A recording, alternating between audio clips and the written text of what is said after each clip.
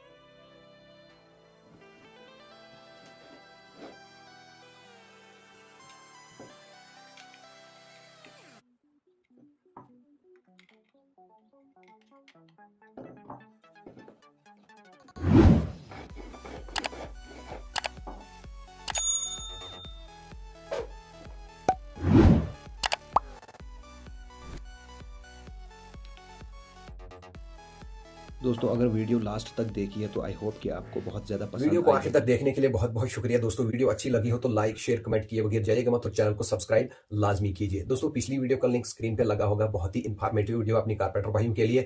इस पे क्लिक करके इस वीडियो को आप जरूर देखना। तो दोस्तों मिलते हैं आपसे नई वीडियो में एक जबरदस्त टॉपिक के साथ। तब तक के लिए अपना बहुत सारा ख्याल रखिएगा। Take care, bye bye.